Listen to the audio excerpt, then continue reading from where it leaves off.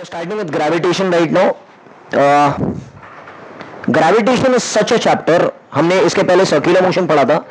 Gravitation is such a chapter where it is linked with many things. Our lives, the universes, the planets, everything which is there in. Okay. हमने देखा है कि paper में भी Taurus is there, Libra is there, Virgo is there, Sagittarius is there. All which are there, we read every day.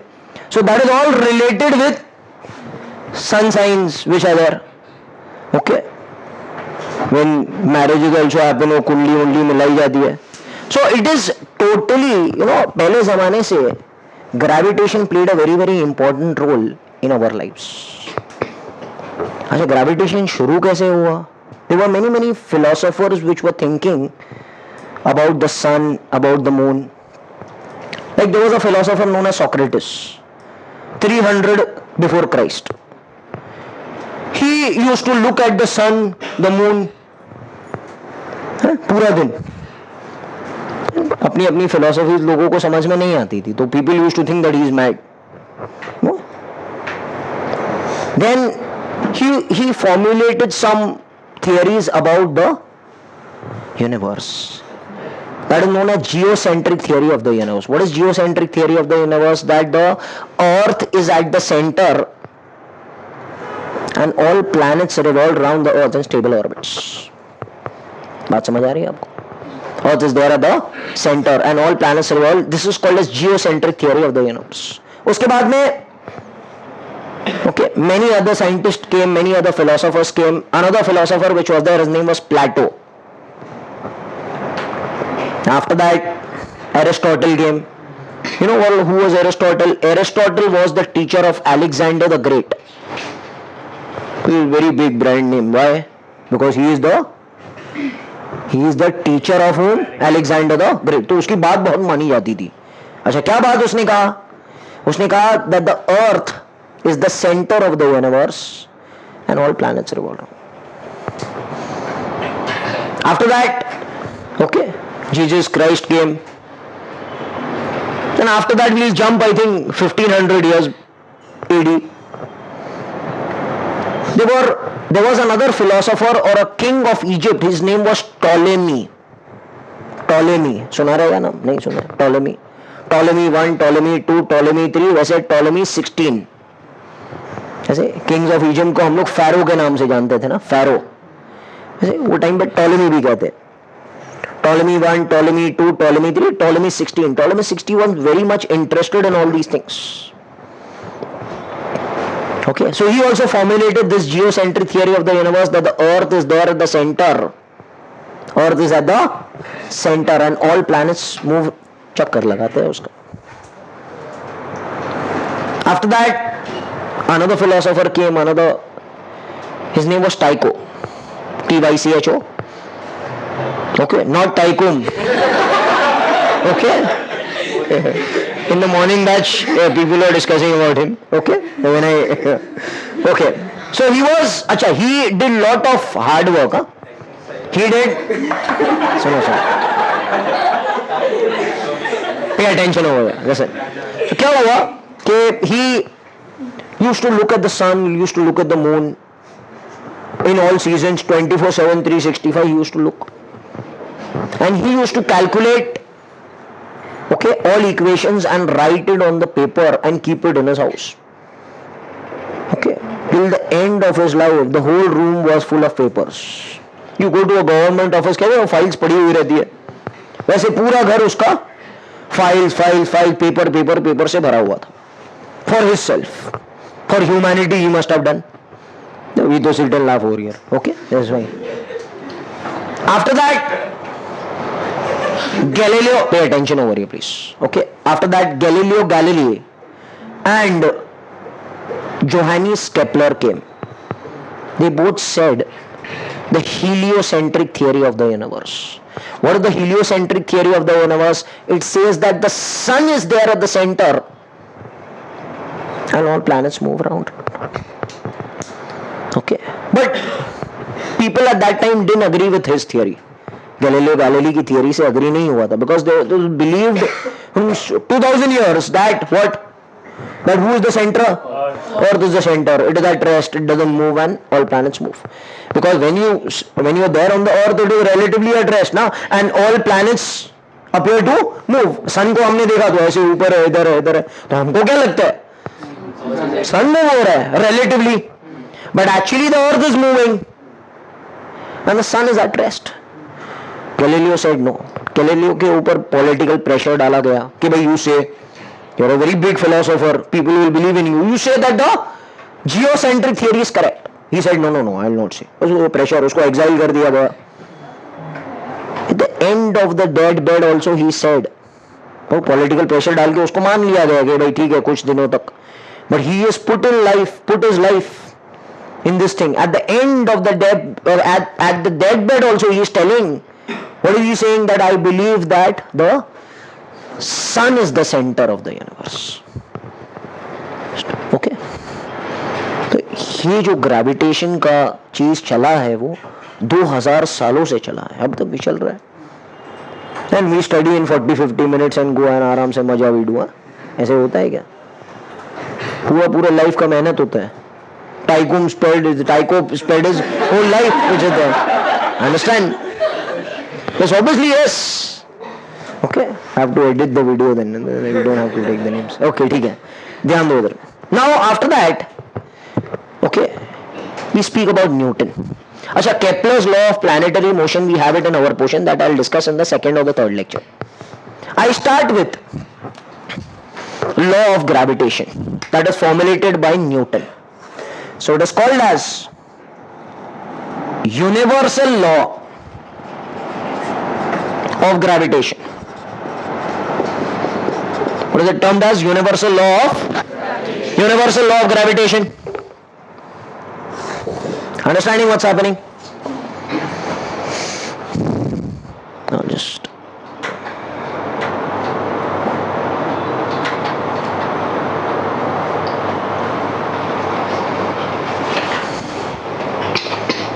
ठीक है, no problem. Okay, now listen over here. अच्छा, now what happened? पहले जमाने में CCD और Barista तो हुआ नहीं करते थे. सुनिए बात, सुनिए. ओके, तो लोग कॉफी पीने और चाय पीने कहाँ जाते थे फिर? Okay, they used to be there under the tree at that moment. Okay, that concept is come from London only ना, CCD, Barista and everything. Okay, so at that time coffee was very famous, tea was very famous over there. People used to have tea under the tree. Newton also went to meet his friend under the tree. Okay. Now what happens at that time? That he was having tea. Okay. Suddenly an apple fell on his head. It's not like this that he got some enlightenment or something. भाई Apple गिर गया, उसका दिमाग ठीक हो गया तो सब उसको आ गया. ऐसा कुछ भी नहीं था. ऐसे कुछ नहीं था.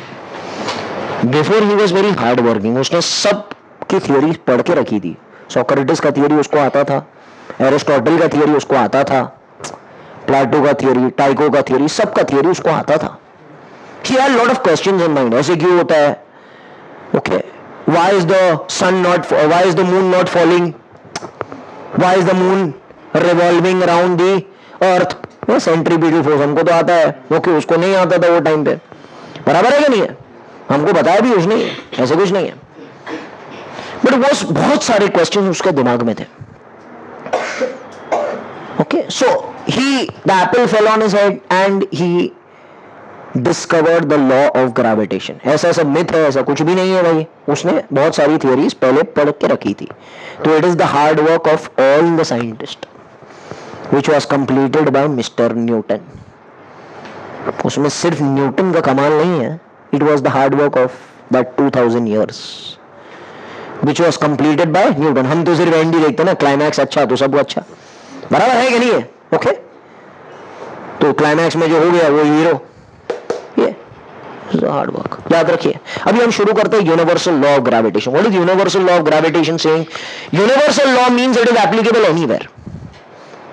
You go to Mars, you go to Pluto, you go to Neptune. Is applicable anywhere. Ohm's law is a law under some conditions. As long as the physical conditions are remember. पहले statement उसने बोल दिया भाई मुझे कोई खतरा नहीं चाहिए. वैसे he is daringly saying that it's universal law. आप किधर भी जाओ ये लॉ एप्लीकेबल होगा. अच्छा, for this universal law of gravitation, he says that there are two masses, m1 and m2, separated by a distance of r. Their centers are separated by a distance of r. Two masses are going to attract one another with a force. I'll name that force as Fg. Attract or repel? Attract. Okay, this is an attractive force always. They are going to attract one another with a force, and this force is proportional to the product of the masses. Force is proportional to the, this is called as law of product of masses. क्या कहा उसने? m1 into m2 से proportional है वो force. अच्छा, m1 plus 2 भी हो सकता था, m1 माइनस m2 भी हो सकता था, m1 अपॉन m2 भी हो सकता था, m1 रेस टू m2 भी हो सकता था. बहुत मेहनत है भाई इसमें. m1 m2 उसको कहां से क्या सपना आता है? नहीं, बहुत मेहनत है ना इसमें. m1 plus m2, m1 divide m1 raise to m2. This force is proportional to the product of the masses. Law of product of masses. Understand what's happening? It is inversely proportional to the square of the distance between the centers. This is termed as inverse square law. क्या कहते हैं बेटा इसको? You know any other inverse square law? Coulomb's law, 1/4 by epsilon naught k q1 q2 by r square. But that can be repulsive also, and that can be, but this is always attractive. खींचेगा, Apple अर्थ को खींचेगा, हमको भी खींचेगा हम जो हम करेंगे तो. Understand? One body will attract another body. हमने सर्कुलर मोशन में भी पढ़ा है, हाँ, कि मून जा रहा है ना अर्थ के साइड में, हमने ड्यूटी सेंट्रीपिटल फोर्स को दे दी, भाई घुमाओ. तो ऐसी चीज हो रहा है. Can I join both of them? Can I join both? I can say force is directly proportional to the product of the masses and inversely proportional to the square of the distance between them, or distance between the centers. Can I say it is a central force? क्यों भाई नहीं central? ऐसे क्यों नहीं? इधर से ऐसे टेढ़ा ऐसे बनाए तो क्यों नहीं? सेंटर टू सेंटर क्यों लिया? सेंटर टू सेंटर इसलिए लिया क्योंकि Newton's law are applicable for point masses. I have to reduce this to a point, I have to reduce this to a point. So point कहां पर concentrate होंगे? नाम है याद, सेंटर ऑफ मास. नहीं याद है? याद है ना? सेंटर ऑफ मास ये है. तो इसके लिए सेंटर फोर्स है, ये अट्रैक्टिव फोर्स है, ये इनवर्स स्क्वायर लॉ वाला है. It doesn't depend on any other medium which is present. बीच में पानी डाल दिया, क्या इन दोनों के बीच में फोर्स चेंज होगा? अरे नहीं चेंज होगा. कूलम्स लॉ में K था, K dielectric constant depends on medium, different for different medium. इधर कुछ ऐसे कुछ नहीं है. बराबर है कि नहीं है? और तो एप्पल के बीच में फोर्स है, बीच में चाहे हवा हो या ना हो, या ऑक्सीजन हो या ना हो, force is going to remain the same. अच्छा, if I remove proportionality sign क्या होगा बताइए मुझे? Constant will come. Coulomb's law में constant was 1/4 by epsilon naught k. इधर constant is g m1 m2 upon r square. बात सुनिए मेरी इधर. g m1 m2 upon r square, g m1 m2 upon r square, g m1 m2 upon r square. What is this g called as? G is called as universal gravitational constant. Yes, universal gravitational constant. Universal मतलब क्या? सब जगह, किधर भी जाओ. हम किधर जाने वाले नहीं है, मगर आप किधर भी जाओ ग्रेविटेशन कांस्टेंट वही रहेगा. अच्छा, इसका वैल्यू जो है कितना है? किसने बोला? मुंह तोड़ दूंगा. 9.8 छोटा जी है. 9.8 छोटा जी. पे अटेंशन हो गया. ये आसन डिसिप्लिन इन द क्लास. ये क्या लेसन हो गया? इधर रिकॉर्ड हो रहा है, इधर ध्यान दो सब लोग. ओके प्लीज, इधर ध्यान दो, इधर ध्यान दो. ओके सुनो सुनो, फिर एडिट करना पड़ेगा, उसमें टाइम लगेगा। फिर इधर ध्यान दो, ये जो है वो छोटा जी नहीं है, छोटा g is acceleration due to gravity, भाई उसका वैल्यू 9.8 है। बड़ा G is universal gravitation constant, ये इसका value came 6.67 into 10 raise to -11। सुनिए बात इधर, इसको जी को अगर एक जगह पे लेंगे तो ये हो जाएगा F R square by m1m2, मतलब ये एफ का वैल्यू कितना रहेगा, न्यूटन। अरे बोलिए बाबा, meter square upon kg square, ये value, this value was discovered by Cavendish. Newton ने नहीं डिस्कवर किया था, न्यूटन जी चल बसे थे जब तक ये फॉर्मूला देके he went. This value was discovered by Cavendish. You understand what's happening? ये बहुत मेहनत है भाई, ये हम तो वैसे ही पढ़ के निकल जाते हैं ना सब एक साथ में। न्यूटन को ये फॉर्मूला आया, अच्छा ये फॉर्मूला के बेसिस पर ही बिकेम वेरी फेमस। ये तो बाद में जो भी आया उसने काम किया। अच्छा ये वेरी स्मॉल और very big? Small. It is the weakest force in nature, इसके लिए हम कहते हैं इसको, बुक्स में हमने पढ़ा रहेगा कि gravitational force is the weakest force in nature, इसके कारण। अच्छा न्यूटन भाई ने क्या किया फिर? न्यूटन भाई के तो जी का वैल्यू कैलकुलेट नहीं कर सकते थे, तो उसने क्या किया, उसने ऐसे किया, देखिए मेरी बात सुनिए। ही टुक m1 as 1 kg and m2 as 1 kg and he took the distance from center to center as 1 meter. So if I take everyone as 1, so Fg will become G, means the force of attraction between them will become equal to universal gravitation constant.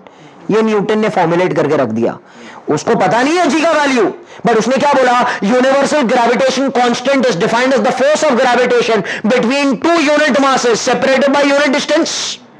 मतलब अगर मैं एक KG के दो मास लूं और उनको कितने डिस्टेंस पर रखूं, 1 मीटर, तो उन दोनों के बीच में जो फोर्स रहेगा वो जी के बराबर होगा। नहीं समझ में आ रही है बात? है समझ में आ रही है? उसने एक करके छोड़ दिया, भाई हमको नहीं आता है तो कुछ ना कुछ तो ही। So what is universal? ये आता है कभी कभी एग्जामिनेशन में। What is universal gravitation constant defined as? Is defined as the force of gravitation between two unit masses separated by unit distance, and always it is an attractive or repulsive force? Attractive. It is always attractive. Charges can repel or attract, but masses will always attract. अच्छा, what will be the dimensions of G, sir? The dimensions of G will be this in Newton ना, Newton के dimensions बोलिए, m1 l1 t-2 metre square is going to become l2, kg square is going to become m2, so become m-1 l3 t-2. Are you getting my point? This is very famous, huh? This comes in the examination. What are the dimensions of G? m-1 l3 t-2, m-1 l3 t-2, m-1 l3 t-2, m-1 l3 t-2. I'll just revise this again. 2 marks के लिए पूरा पूछा जाता है। Define universal law of gravitation or Newton law of gravitation. Defines as, okay, it states that in the universe any two masses will attract one another with a force which is directly proportional to the product of the masses and inversely proportional to the square of the distance between the centers. F is proportional to G m1 m2 upon r square. So F will become G m1 m2 upon r square, where G is called as universal gravitation constant. The value is 6.67 minus 11. इसके कारण it becomes the weakest force in nature. And the dimensions of G is m-1 l3 t-2. What is universal gravitation constant defined as? Defined as the force of attraction or gravitation between two unit masses separated by a unit distance. इसके punch lines क्या है? It is a central force. It is an attractive force. It is the weakest force in nature. It is independent of the medium. Okay, understand? इन दोनों के बीच में जो force है, it will be independent of the third mass. Are you understanding what's happening? So this is there. It is independent of the medium which is present over here. Are you getting my point? Clear है? Clear. And it obeys inverse square law. अभी इसी चीज का हम vector form लिखेंगे। इसी चीज का हम क्या लिखेंगे? Vector form. सो इसका वेक्टर फॉर्म हम लिखते हैं। स्केलर फॉर्म तो हमको पता हो गया ना, F equal to GM1 M2 upon R square, GM1 M2 upon R square, GM1 M2 upon R square. Now I am writing this का vector form. Vector form means what? Vector form direction and magnitude. Direction and magnitude. M1 M2 F1 2 bar, can I say it is the force acting on 1 due to 2? 2 is telling you come here, बोले भी F क्या हो जाएगा बताइए? F2 1 bar, force acting on 2 due to 1, the distance between them is R, R1 2 cap. Cap mean what? Cap unit vector. This unit vector directed from 1 to 2. And what will be R21 cap बाबा? बोलिए बोलिए। Unit vector directed from 2 to 1। अरे बहुत easy है, yes और no है कि नहीं? है ना? अच्छा लिखते हैं फॉर्मूला। एफ का फॉर्मूला क्या बताइए? एफ जी का फॉर्मूला क्या है? G M1 M2 upon, are you understanding? Can I write F1 2 bar is R12 cap? Because F1 2 bar का direction is given by R12 cap ना, he is his assistant ना। हमने आपको बताया unit vector एक assistant का काम करता है, उसका खुद का वैल्यू कितना होता है? 1। यूनिट का मतलब होता है 1। ये क्या करता है? ये सिर्फ डायरेक्शन का काम करता है। ये इसका मैग्नीट्यूड है, ये उसका डायरेक्शन है। Remember a vector can be broken into how many parts? Magnitude and हो गया काम। अच्छा अभी हम इसको भी लिख सकते हैं F21 बार, बताइए कैसे लिखेंगे? जी M1 M2 upon R square, come on man, R21 cap. Very easy sir, very easy है कि नहीं? इजी, बहुत इजी है भाई। क्या है? 1 2 1 2 2 1 2 1। अच्छा इसका और एक तरीका है वेक्टर फॉर्म लिखने का। You know this formula 11th standard में हमने किया था, that a unit vector can be written as vector upon its magnitude। याद है?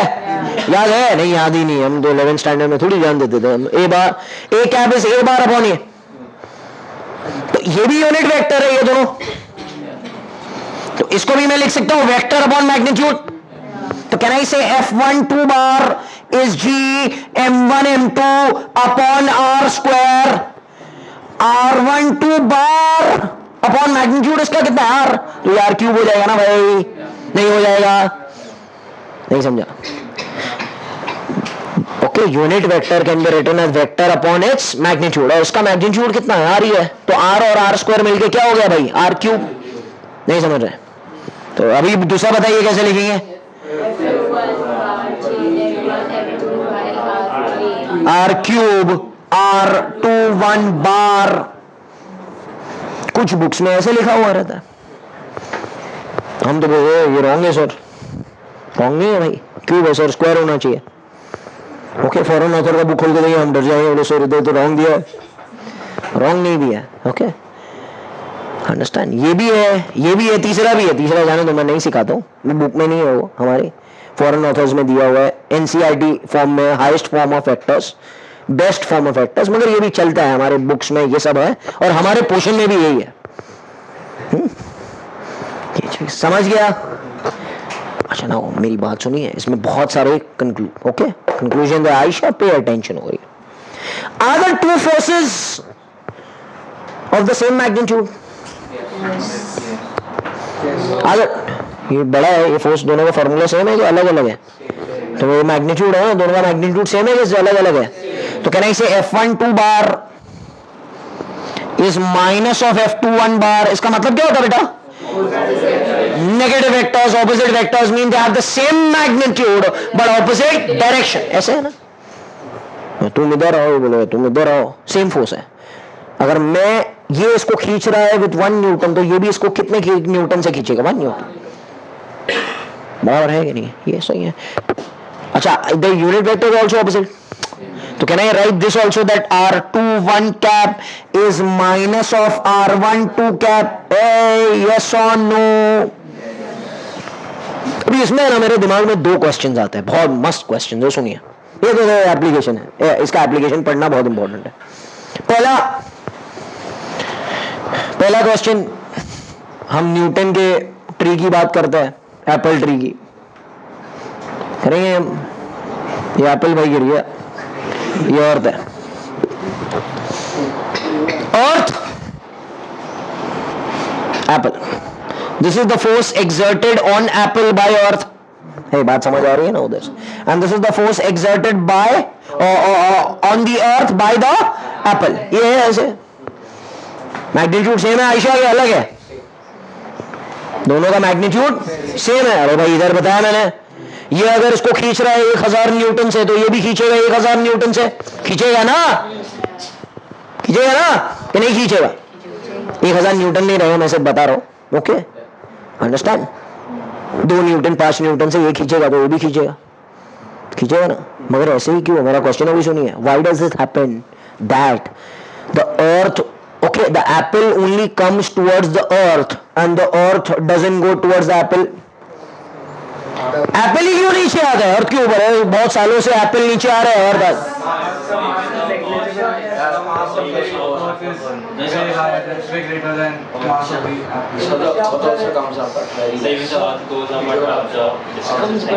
नहीं, मुझे ऐसे फॉर्मूले से एक्सप्लेन कर।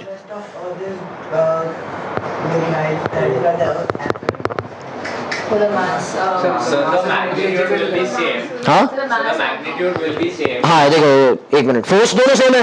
Magnitude will be same, but that much magnitude can pull the mass of the apple, but that much magnitude can't pull the mass of the apple. मतलब आप थोड़ा फॉर्मूला, हाँ आपका बात एकदम सही है, मैं मना नहीं कर रहा हूँ। थोड़ा उसको फॉर्मूले के लैंग्वेज में बोलो। न्यूटन सेकंड लॉ माने क्या? अरे second law man, f is m a, f is, तो a will become f by M.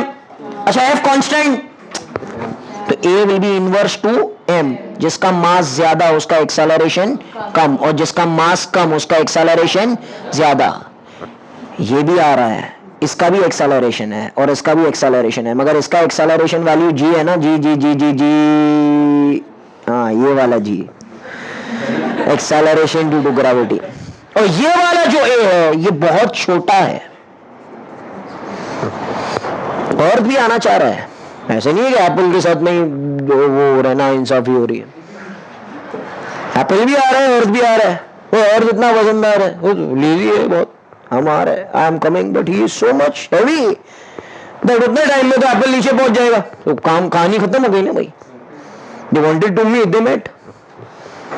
Apple भी आ रहा है, अर्थ भी आ रहा है। ओके, अर्थ का मास इतना हेवी है, अर्थ का मास होता है अप्रोक्सीमेटली 6 × 10⁻24 kg। और ये तो 1 किलो का भी नहीं है ना एप्पल, थोड़ी 1 kg का एप्पल होता है। अंडरस्टैंड? 1 kg में तो कितने 3, 4, 5 एप्पल आ जाते हैं। Okay, you been to the market, no? ये understand? Never, you only need to eat the apple ना, थोड़ी हमको कुछ आता है। हम इधर भी होते तो we would have eaten the apple and walked away. Okay, so listen over here, pay attention over. ये समझ में आ रही है बात, ये चीज? अच्छा, ये पहला क्वेश्चन था, पहला कॉन्सेप्चुअल क्वेश्चन था कि भाई फोर्स सेम होने के बावजूद एक्सेलरेशन में फर्क है। Acceleration of any freely falling body towards the earth 9.8 meters per second square। Getting it what's happening? And इसका एक्सेलरेशन बहुत कम है। ये तो एक बात हुई, एक क्वेश्चन हुआ। दूसरा क्वेश्चन क्या कह रहा है? दूसरा क्वेश्चन कह रहा है कि what is universal law of gravitation saying? In the universe, two masses attract each other. The force directly proportional to the product of the masses and inversely proportional to the square of the distance between the centers. अच्छा, am I not a mass? मैं मास हूँ कि नहीं? मैं मास हूँ, ये भी मास है। M1, M2 separate by distance r, 1 metre का डिस्टेंस है, बराबर है कि नहीं है? हम दोनों के बीच में फोर्स है कि नहीं है? Why am I not attracting him? Why we are not getting stuck? हाँ भाई, इसका आंसर भी बहुत सही है। It is the weakest force of gravitation, weakest force of the nature. मतलब -11 के कारण क्या हुआ? अरे भाई, सपोज हमारा मास एक 100 kg हो जाए, हमारे इसका भी मास हो जाए 100 kg, मेरा भी मास हो जाए 100 kg। सुनो अगर बात सुनो, पे अटेंशन ओवर हियर यार, ऐसे मत करो, इधर ध्यान दो। शायद पे मास हो जाए 100 kg। सुनो तो क्या हो जाएगा? फॉर्मूला देखो यार, इधर GM1 M2 upon R²। G -11 है, -11 है, m1 m2 हो गया 10:4, -11 एंड 10 r सपोज 1 है, 1 मीटर ही है ना, तो ये हो गया -11, ये हो गया -4, -11 -4 और -7, तो 6 × -7 -10:7 क्या कर लेगा भाई? कुछ नहीं करेगा, फोर्स है हम दोनों के बीच में। -7 का भी फोर्स है, -7 से भी कम है भाई, अंडरस्टैंड? -7 तो 100 kg लेके किया मैंने, बहुत कम है, तो नेग्लिजिबल है, दैट्स व्हाई वी से it is the weakest force in nature. अच्छा, और एक आंसर भी है, और एक आंसर है, why don't the mountains attract one another? भाई माउंट एवरेस्ट के बाजू में, माउंट एवरेस्ट तो हमारी तरह नहीं है ना 100-150 kg का, हम तो है ही नहीं। माउंट एवरेस्ट दूसरा जो रेंजेस है उसको अट्रैक्ट नहीं कर सकता है। सपोज ये हमारा अर्थ है, ये एक माउंटेन रेंज है, ये दूसरा माउंटेन रेंज है, क्या ये दूसरे को अट्रैक्ट नहीं करेगा? तो why don't they collide with one another then? है कि नहीं है? हमारी बात नहीं करते ना, हम तो बहुत छोटे हैं। हाँ, so the big boss is the earth.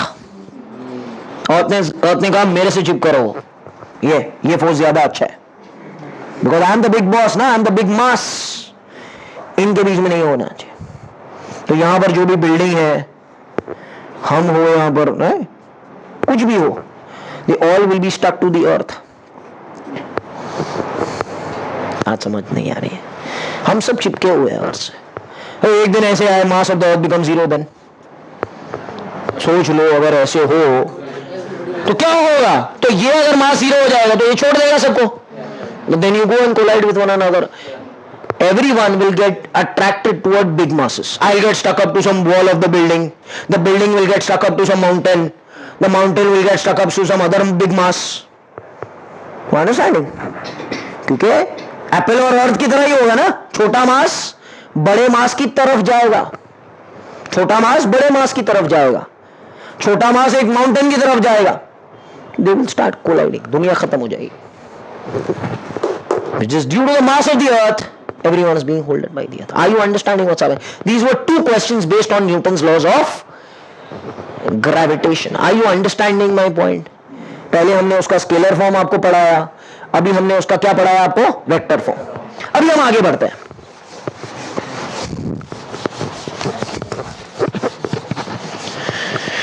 Listen to me. Listen to me, please. Please pay attention. हम बात करते हैं, अच्छा, I am doing now some derivations. Variation in g Sohan, g क्या है? नहीं, उसका नाम क्या है? Acceleration due to gravity. Acceleration due to what is बड़ा g? Universal gravitation constant. Confuse नहीं होना। हाँ, variation in g due to altitude, height. मतलब हम कहां पर रहते हैं? इनसाइड द अर्थ और on the surface of the earth. We don't live inside the earth. हाँ, अर्थ में हम लोग खड्डा करके थोड़ी रोज रहते हैं भाई, अर्थ के अंदर थोड़ी रहते हैं कोई, अर्थ के सरफेस पर रहते हैं हम। ये मिसकंसेप्शन है, प्लीज। सो पहले सपोज मैं अर्थ के सरफेस पे हूं, on the surface of the earth, at sea level की बात करते हैं। तो ये, अच्छा, अर्थ का डायग्राम सब लोग देखेंगे। Earth, pay attention, mass m. Whenever I say बड़ा m, it is the mass of the earth. Full chapter, बड़ा m, mass of the earth. Big m, big m, big m, big r, big are radius of the earth, उसका centre. समझ में आ रही है बात? ये पूरा चैप्टर चलेगा, big are radius of the earth, big M mass of the earth. हम कहां पर है? On the surface. मतलब मैं यहां पर हूं, छोटा सी मास, मेरा मास कितना है? छोटा एम है कि नहीं? छोटा एम, छोटा एम, बड़ा एम, सरफेस पर रह रहे हैं हम। Okay, Can I apply Newton's law of gravitation का formula? F is equal to g m1 m2 upon r square. G, m1 is बड़ा m, m2 is छोटा m, and the distance between the centers is बड़ा r. So Fg is gonna become G M by R square. अरे यार easy था क्या है इसमें? GMM by R square. GMM by attractive repulsive. बहुत सही है. ओके अच्छा न्यूटन सेकेंड लॉ बोलिए. F is ma, F is अच्छा तो मेरा जो A है वो तो G है ना इस लेवल पे. मेरा acceleration due to gravity on the earth surface. आप जंप करेंगे फर्स्ट फ्लोर से आपने जंप किया तो आप कितने एक्सेलरेशन से नीचे जाओगे? G के वैल्यूज मतलब आपके ऊपर फोर्स कितना लग रहा है? mg ना या ma. ma को मैं लिख सकता हूं ना mg. तो कैन आई से fg इज आल्सो mg मेरा मास into acceleration with gravity. Can I equate both of them? Means I can say the gravitational force of attraction is the weight of the body. Is the weight of the body. This is gravity. मतलब अर्थ जितने force से हमको खींच रहा है वही हमारा wait है. Can I equate both of them? Can I say gmm by r square? Is mg. Can I cancel the mm? तो gm is equal to gr square. Very famous formula. GM is equal to G R square. GM is equal to GM is equal to GM is equal to कहां पर? On the earth surface. ये तो आना चाहिए ना भाई. किधर भी थोड़ी लगा GM is G R square. कहां पर? On the earth surface. तो अगर हम earth surface पर रहते हैं कभी कभी न्यूमेरिकल्स में बड़ा G नहीं दिया रहता है छोटा G दिया रहता है तो हमको GM is equal to G R square. GM is equal to G R square. GM is equal to G R square. GM is equal to G R square. हाँ वो तो मैं फ्राइडे को पूछने वाला हूँ पता है हमको. GM is equal to GR square. याद रखना है. अच्छा अभी मुझे कहां जाना है भाई? चलो टॉपिक का नाम क्या है? अरे अब ये नहीं बाबा ये एल्टीट्यूड उधर जाना है. Gravitation nonsense. मुझे जाना एल्टीट्यूड पर है वो रहना ही नहीं है मुझे यहाँ पर. तुम लोग पढ़ते पढ़ते थोड़ी I will go on some mountain and live there. तो एट वेयर हाइट h मैं चला गया ऊपर उधर से ऊपर एट हाइट h. अंडरस्टैंड? तो ये अर्थ है ना. क्या स्पेसिफिकेशंस है? बड़ा m बड़ा r. ध्यान दीजिए बाबा प्लीज. ये मैं चला गया ऊपर उधर छोटा m. ये जो हाइट है वो h है. h is the height calculated from the surface of the अर्थ. तो मेरे और अर्थ के सेंटर के बीच में डिस्टेंस कितना हुआ? दैट इज नोन एज छोटा आर. छोटा आर आर प्लस एच. छोटा आर इज बड़ा एम इज बड़ा आर इज छोटा R is mass of the body. Body मतलब कुछ भी बॉडी सैटेलाइट ले लो या कोई भी छोटा मास ले लो कंपैरेटिवली टू दी अर्थ. अच्छा इसमें भी एफ जी लगेगा ना. What is the formula? FG. G. mm by छोटा r square. सही है छोटा r. What is छोटा r का वैल्यू? R. ये सही है ना. बहुत अच्छी रीत से लिख दिया मैंने. ये फोर्स से ऐसे अंदर की तरफ खींच रहे तो यू कम हियर है कि नहीं? अच्छा न्यूटन सेकंड लॉ का फॉर्मूला क्या है? F is equal to ma. F is equal to but A over here was G. A over here is GH. GH is one letter. GH नहीं है. GH. तो acceleration due to gravity at height h is GH. Acceleration due to gravity on the surface of the earth was G ना? Acceleration due to at height h is how much? GH. तो यहां पर हम कैसे लिखेंगे बताइए मुझे भाई? FG will become MGH. Potential energy वाला MGH नहीं. हाँ तुम लोग कुछ भी कर सकते हो. इधर ध्यान दो. MGH नहीं MGH. GH नहीं जमता है तो G डैश लिखो. उधर G इधर G डैश. मैंने GH क्यों लिखा समझ में आया क्या? It is acceleration due to gravity where at height h. G और surface. Can I equate both of them? तो मेरा वेट माउंटेन पर कितना है? GH है. MGH है. मेरा वेट अर्थ सरफेस पे mg था. And weight of the body is equal to gravity. Force of attraction can I equate both of them? Can I say Gmm by R square is equal to mgh? बात समझ नहीं आ रही है. ये cancel हो गया तो gm क्या रहेगा भाई? gh छोटा r square. देखो ना भाई एनालॉजी अगर हम बनाते हैं gm is g r square. g की जगह किसने ले लिया? GH ने, बड़ा आर की जगह किसने ले लिया, छोटा आर ने, हो गया ना आंसर। कुछ प्रॉब्लम था क्या? कुछ नहीं। अच्छा कह रहे हैं equate both of them, GM इधर भी इक्वेट कर सकते हैं ना हम, तो कैसे करेंगे इक्वेट बताइए मुझे। GR square is equal to GH छोटा आर स्क्वायर। मुझे क्या चाहिए, GH चाहिए ना। हाइट पे जाते समय क्या हुआ, तो GH का वैल्यू कितना रहेगा बताइए मुझे। GH विल बिकम G बड़ा आर स्क्वायर अपॉन छोटा आर स्क्वायर।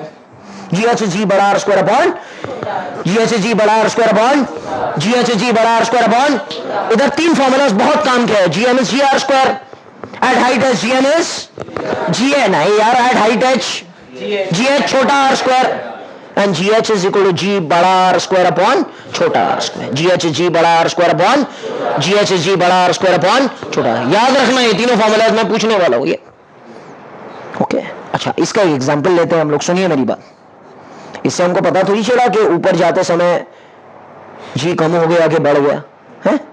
देखो ना, it is inverse two R square ना, तो हम लोग जितना R बढ़ेगा उतना GH घटेगा। I'll give you an example. Suppose I go at a height of R by 4. I go at a height of R by 4.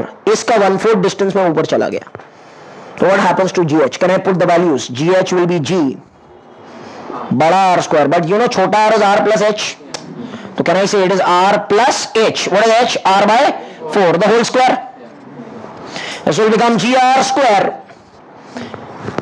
5 by 4. 5 by 4 का square is 25 by 16. R square cancel, so it will become what man? 16 by 25 times of G.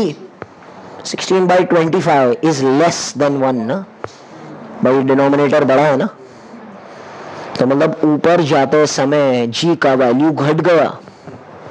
जैसे आप ऊपर जाएंगे क्या हो रहा था, यहां पर the G was maximum, as you go up G का वैल्यू डिक्रीज। तुम ऊपर जाएंगे G का वैल्यू क्या हो जाएगा, अब चांद पर पहुंच गए, G का वैल्यू कितना पता है क्या, 1/6 ऑफ दैट ऑफ द अर्थ। पता है ना, स्कूल में पढ़ा है नहीं पढ़ा है, gravity on the moon is 1/6 of that of the earth, G/6। तो ऊपर जाते समय G का वैल्यू कम होगा बाय स्क्वायर। ये देखो ना क्वाड्रेटिक इक्वेशन है ना, this is raise to 1 and this is raise to 2। Are you understanding? और मैं किधर गया, मैं इधर गया, तो at height H it becomes this much. There is another shortcut formula which I will discuss in the CET. इसको हम एक शॉर्टकट फार्मूला से भी कर सकते हैं, बट वो सीईटी में डिस्कस करेंगे, अभी ज्यादा ये याद कर लो। GM is GR square, GM is GH छोटा R square, GH R square is GR square, so GH will become G बड़ा R स्क्वायर अपॉन छोटा R स्क्वायर, G बड़ा R स्क्वायर अपॉन, ये वेरिएशन से हाइट का value change होता है, GH change होता है। GH is G बड़ा R स्क्वायर अपॉन छोटा R स्क्वायर। G का वैल्यू कितना होता है 9.8 मीटर पर सेकेंड स्क्वायर। बात समझ आ रही है, एकदम क्लियर है। Can I write this formula as this also, G बड़ा R square upon R plus H the whole square. अरे बहुत इजी है सर, है क्या नहीं इजी? तो ये सब याद करके आना भाई next time please. This is variation due to height, variation in G due to altitude. अगर आप स्पेस शटल में बैठ के जाते हो तो G का वैल्यू घटता है, ओके। आगे हम लेक्चर्स में डिस्कस करेंगे कि जब एस्ट्रोनॉट्स को हम देखते हैं स्पेसशिप में, देखते हैं ना हम लोग उधर सैटेलाइट के अंदर, तो ऐसे उड़ते रहते हैं हवा में, तो over there is the G का वैल्यू 0? No, G का value is less, it is not 0. We will discuss why they feel weightlessness, later we will discuss all that thing. G का वैल्यू 0 नहीं है, ओके। ये समझ में आ गया इतना? Now I'll discuss कि भाई there is variation in G due to altitude। मैं किधर पहाड़ पे गया फिर वापस आ गया, okay. Now I'll discuss variation of G due to depth. I dig a tunnel in the earth, journey towards the center of the earth, yeah? Journey towards the center of the earth, okay? ऐसा बराबर है कि नहीं है? Mind बहुत सारे businesses बता रहा हूं मैं, पढ़ाई, ओके। इधर ध्यान दो। On the surface of the अर्थ, फिर से हम सरफेस पे आ गए ना, फिर से तो ही तो खड्डा खोद के अंदर जाएगा ना भाई, पहले सरफेस पे आ जाओ। मतलब वही है, सेम सेम सेम। ये क्या है भाई? अरे बोलो यार, आर। ये क्या है? एम। मैं कहां पर हूं? इधर हूं। कौन सा फॉर्मूला एप्लीकेबल था? फिर से मत लगाओ। G m s g r square कर सकते हैं। G m s g r square. G m s तो व्हाट बी जी बाबा? G m by r square. G is acceleration due to gravity. Universal gravitation, mass of the earth, radius of the earth. Can I write this mass as density into volume?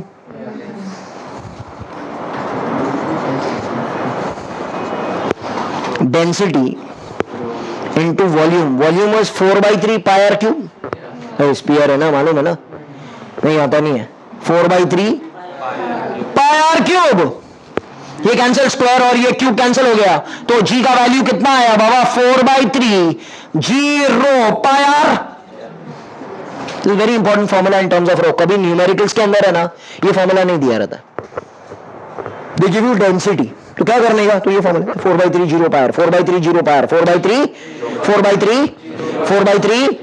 याद रखना, 4/3 zero pi R, 4/3 zero pi R, 4/3 zero pi R, 4/3 zero pi are.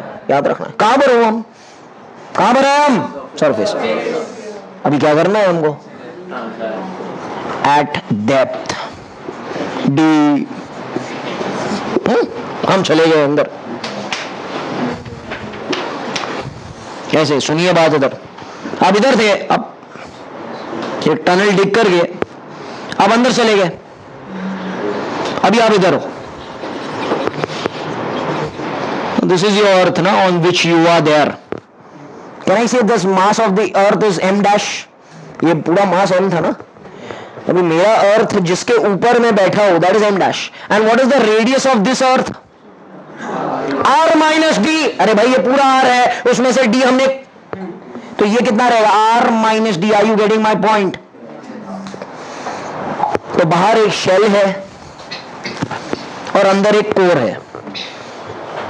जैसे orange होता है ना, orange shell होता है, हम shell निकाल देते हैं, कोर खा लेते हैं। Understand? This is the shell. You understanding what's happening? ऐसे शेल। हाँ, तो हमने उसको डिग किया, हम अंदर चले गए, हमारा अर्थ ये है। अच्छा, एक चीज याद रखना, अभी मेरी बात सुनिए। ये शेल है, shell. Will the shell exert a force on me? The force exerted by the shell on any mass which is present inside is zero. कैसे होगा? ये इसको खींचेगा, ये भी इसको खींचेगा, ये कैंसिल हो जाएगा, ये कैंसिल हो जाएगा, ये कैंसिल हो जाएगा, ये सब कैंसिल हो जाएगा कैलकुलेशन से। तुम लोग बोलेगे सर ये डिस्टेंस तो ज्यादा है, ये डिस्टेंस तो कम है, तो कैंसिल कैसे होगा?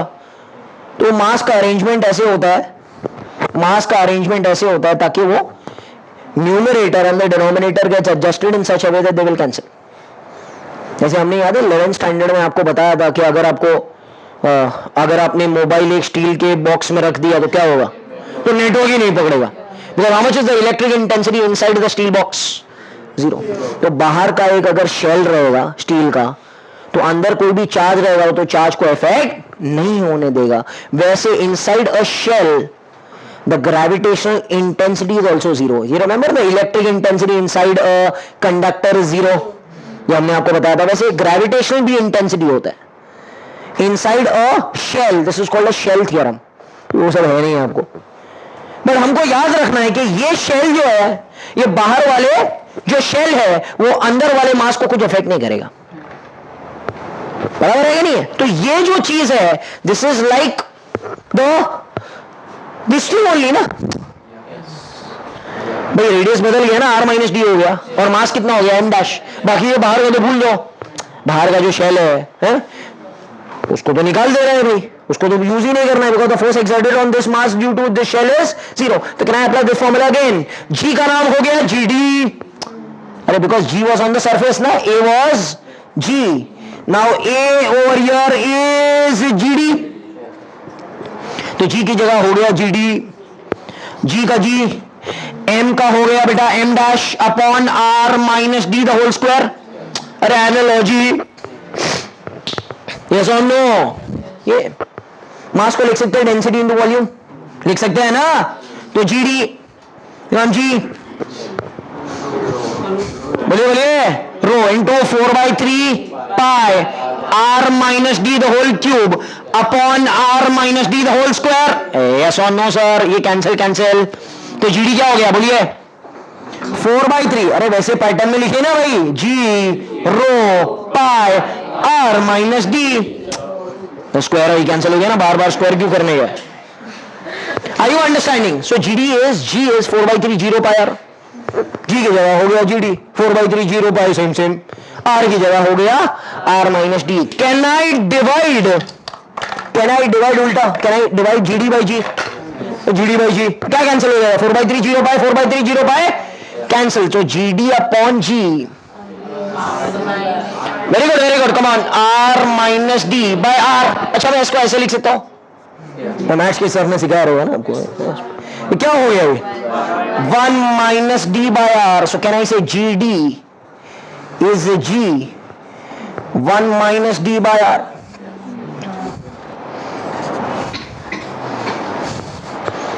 This is the formula as you go inside the earth. The gravitation is going to change by this formula 1 minus d by r, 1 minus d by r, 1 minus। अच्छा हम एग्जांपल लेके देखते हैं, कम हुआ कि घट गया कि बढ़ गया। Example suppose you go by h is d is equal to r by 4। मैं पहले याद है ऊपर गया था, आंसर आया था 16/25 जी। अभी r by 4 अंदर जा रहा हूं मैं, इधर डिक कर रहा हूं r by 4, 1/4 of the radius मैंने डिक कर दिया, इधर गया, तो what will be the answer? ये 1/4 हो गया ना, तो 1 minus 1/4 क्या होता है? नहीं आता। 1 minus 1/4 कितना होता है? 3/4। So GD will become what? 3/4 G। Baba r by 4 इधर। yes। कैमरा पे ज्यादा एक्टिंग हो रही है इधर। GD is 3/4 G। Listen over here। Okay। GD is 3/4 G। Understand what's happening? उधर कितना आंसर था? 16/25 G। दोनों कम हुए, 16/25 भी कम है, 3/4 भी कम है, but this variation amount and that variation amount is different. अच्छा और एक एग्जांपल लेते हैं। सपोज मैं इतना डिक किया अर्थ को कि मैं सेंटर पे पहुंच गया, मतलब कितना डिक किया मैंने? आर। हाँ बोलिए, डी को आर डालिए, R by R 1, G D will become 0। हाँ 0 हो गया। मतलब क्या हुआ सुनिए, इधर जी वॉज मैक्सिमम, जैसे नीचे जा रहे हैं जी घट रहा है, यहां पर जी कितना हो गया? और ऊपर जा रहे हैं तो भी जी का वैल्यू घट रहा है, दोनों जगह पे घटेगा, यहां पर भी घटेगा, यहां पर भी घटेगा, मगर यहां पे सेंटर में कितना हो गया बेटा? 0। सीटी वालों ने क्या पूछा? क्वेश्चन बनाओ, ग्राफ बनाओ। क्या बनाओ? ग्राफ। इसका ग्राफ बनाओ, दोनों का ग्राफ बनाओ। मैं ग्राफ बनाता हूं, क्वेश्चन बाद में लेते हैं हम लोग। सुनिए, ये समझ गया ना? तो इसका हम ग्राफ बनाते हैं। सुनिए, this is not given in the books, you have to know that what is happening. Please pay attention over here. ये ऐसे यार ना, है कि नहीं? ये सेंटर, सेंटर पे जी कितना है? 0। ये सरफेस, सरफेस पे आर आ रहा, मैं सेंटर पे 0 है, सेंटर से ऊपर की तरफ जाऊंगा, जैसे ऊपर की तरफ जाऊंगा जी का वैल्यू बढ़ेगा ना, बढ़ेगा, लीनियरली बढ़ेगा।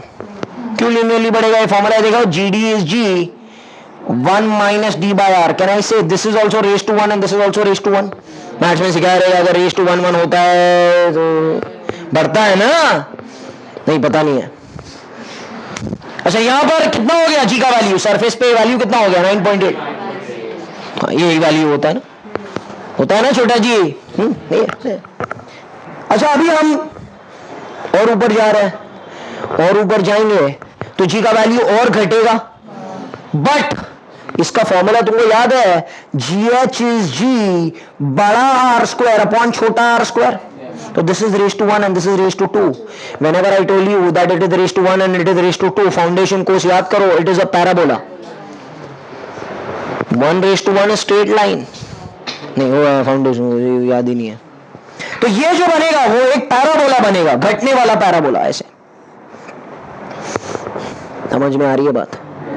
तो यहां पे सेंटर पे 0 था, बढ़ते बढ़ते बढ़ रहा है बढ़ रहा है बढ़ रहा है, GD is G1 minus D by R, then it will become a parabolic curve. Are you understanding my point? Everyone is getting what's happening. So this is the graph which can sometimes be asked in the examination. You have a question, Kushal? No. Okay, clear हो गया, एकदम clear हो गया सब कुछ, okay? Other forces of nature has dual nature, like attractive and repulsive, but gravity has attractive. Because the property of masses, it is property of a mass that will always be attractive in nature. Understand? Charge का property अलग है, okay? Charge का property जो है that is different. Understand? ये है, इसका property है अट्रैक्ट करना, तो ये अट्रैक्ट ही करेगा। हाँ, If we increase the distance very much, then gravity should become zero, na? किधर? Parabola. when this is at infinity, go at infinity, understand? बहुत दूर तुम जाएंगे ना, वेरी लास्ट डिस्टेंस में कम हो जाएगा। मतलब क्या हो रहा है कि तुम जुपिटर के फील्ड में चले गए, सुनो मेरी बात, ओके? इन्फिनिटी का मतलब क्या होता है फिजिक्स में? Outside the field. अगर आप अर्थ के फील्ड के बाहर जाएंगे तो आप जुपिटर की फील्ड में रहेंगे, आप मार्स की फील्ड में रहेंगे, आप दूसरे किसकी फील्ड में रहेंगे? यहाँ पे ये इसकी तरह खट करके 0 नहीं होता है। Understand what's happening? टूर, are you getting my point? अच्छा, अभी लास्ट हम पढ़ते हैं due to shape of the earth, gravity का फर्क कैसे पड़ता है? ड्यू टू एल्टीट्यूड फर्क पड़ता है, डेप्थ में फर्क पड़ता है, हाँ पड़ता है, ये फॉर्मूला से फर्क पड़ता है, ये फॉर्मूला से फर्क पड़ता है। यहां पर जी का वैल्यू कितना होता है? जी होता है ना भाई, मैक्सिमम होता है। यहां पर भी घट रहा है, यहां पर भी घट रहा है, यहां पर तो 0 हो गया। ये ग्राफ बहुत अच्छी तरह से समझा देता है आपको सब कुछ। Now we are doing due to shape of the earth. मेरी बात सुनिए इधर, थोड़ा इंटरेस्टिंग है। Shape of the earth, shape of the earth is a geoid, it is flat at the poles and bulging at the equator. ऐसे होता है ये flat at the pole, this is the radius at the equator, और sorry pole, and this is the radius at the equator. Can I say radius at the equator is greater than radius at the pole? अरे भाई बड़ा है ना, किसके कारण बड़ा है? सेंट्रीफ्यूगल फोर्स के कारण बड़ा है, घूमता रहता है उसके रेडियली आउटवर्ड, याद है ना? Inertial frame, non inertial frame, हाँ सब याद आ रहा है, ओके? अच्छा, फॉर्मूला पता है हमको, जी इज, अच्छा हम रहते किधर है? सरफेस पे। बात सुनिए था, तो कौन सा formula? G m g r square apply करेंगे। G m is g r square, तो g will be g m by r square. G m is a constant, g universal gravity, m is mass of the earth constant, mass थोड़ी change होगा भाई। तो can I say g is inversely proportional to r square?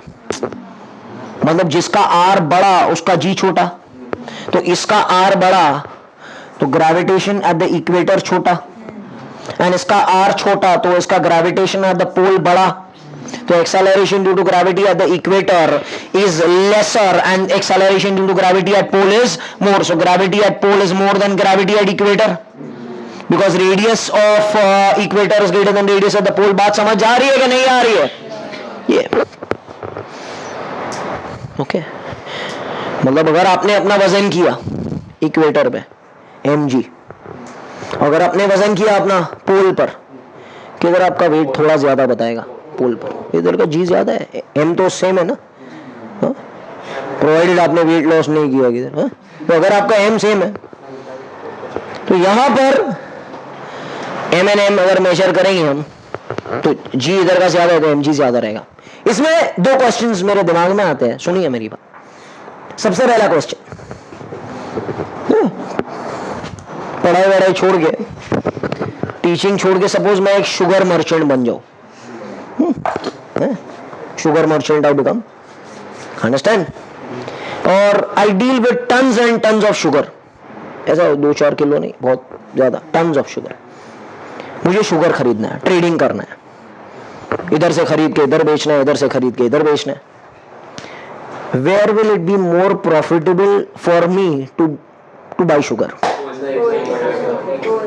बस सोच समझ के बोलो भाई, इंस्टेंटेनियस आंसर है। हाँ, buy at the equator, sell at the poles. सुनो बात कैसे हुआ, बाय एट द इक्वेटर, क्योंकि अगर जी कम है ना, मुझे चाहिए एम जी, जी कम है तो मैं बोलूंगा और ज्यादा डाल भाई, put more to give that M G. नहीं समझ आया? जी कम है यहां पर तो एम ज्यादा जाएगा ना, to get that M G. अच्छा यहां का जी ज्यादा है तो एम कम मिलेगा ना मेरे को, तो कुछ फायदा तो होगा ना at least, tons and tons of sugar में कुछ फायदा होगा, provided we are measuring by spring balance. वो जो बैलेंस होता है वो कांटा वाला, ऐसे ग्रेविटी के कारण बैलेंस हो ही नहीं रहा है तो कोई फायदा नहीं होगा ना फिर। अंडरस्टैंड व्हाट्स हैपनिंग, ये चीज है। तो ये एम जी, इधर का जी कम है तो एम ज्यादा है। समझ में आ गई वो बात, ये question. So where it will be more profitable to buy sugar at the, you don't have to sell anywhere, buy first, ज्यादा मिल जाएगा। ओके, सेकंड क्वेश्चन जो आईआईटी में आ चुका है, सुनिए मेरी बात सुनिए इधर। ओके, बहुत मस्त क्वेश्चन है। अ बेयर, आ रहा है ना, अ बेयर नहीं आ रहा है? ओके सुनो, अ बेयर, भालू, हाँ, falls from a height of 10 meter in root 2 seconds. गिर गया। A bear falls from a height of 10 meter in root 2 seconds. Question is, what is the color of the bear? समझ में देर से आया क्या? भाई वो भालू का कलर कौन सा है? White color. Why told you it is white? It can be black, brown, red. वो लॉरियल का कलर लगाएगा तो रेड भी हो सकता है ना वो तो। ओके, नहीं बजो, डायग्राम का डायग्राम यू नहीं, ड्रॉ एंड एक्सप्लेन है, एकदम इजी है बाबा, जो मतलब एक minute. So, gravity is not actually 9.8. So, if it is near the pole, it is a bit less than 9.8. Is at the pole? Near the equator. हाँ. If it is at the pole, it is more than 9. तो ये gravity कैसे निकालूंगा मैं, वही तो important है। So, gravity is more than a bit more than 9.8. Then it is. हाँ तो कैसे निकालेंगे ग्रेविटी, वही तो मैं, हाँ 10/√2 और h/√2, h/t, h/t is g, कौन सा फॉर्मूला है भाई? इस फॉलिंग, तो फॉलिंग के लिए इक्वेशन बताया था मैंने 11 में, काइनेमेटिक इक्वेशन याद है क्या नहीं? अरे कौन सा वाला लगाएंगे? s is ut plus half at square, हाँ तो लगाओ, s is equal to ut plus half at square, s is h, अरे एरोप्लेन वाला सब भूल गए, हाँ, s is 10, u is 0, वो पैकेट फेंकता था एरोप्लेन से, हाफ, सुनो इधर सुनो, हाँ ये g हो गया, t √2 का स्क्वायर क्या होता है? 2। जी का वैल्यू कितना है? Which is maximum? मैक्सिमम किधर होता है? अरे मैक्सिमम किधर होता है? पोल पे। और पोलर बेयर जो हमेशा होते हैं वो वाइट ही होते हैं, नहीं होते वाइट। Understand what's happening?